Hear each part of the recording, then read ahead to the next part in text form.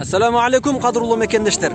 Сиздер менен күн сайын бир аят же бир хадис долбоору бүгүн бейиштин каалаган эшиктеринен кире ала турган аялдар кимдер деген темада хадис айтат, угабыз.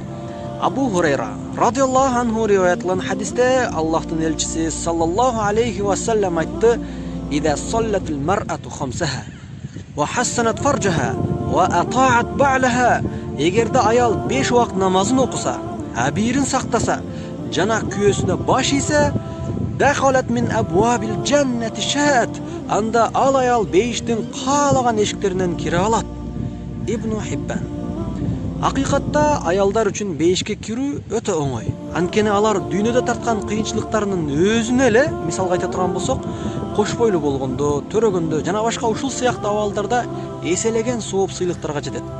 Мына ошон менен бирге аял 5 убакыт намазын окуса, абирин сактаса жана күйөөсүнө баш ийсе, анда ал аял хадисте айтылгандай бейиштин каалаган эшиктеринен кире алат. Aqulu qawli hadha wa astaghfirullah li wa lakum. Assalamu alaykum wa rahmatullahi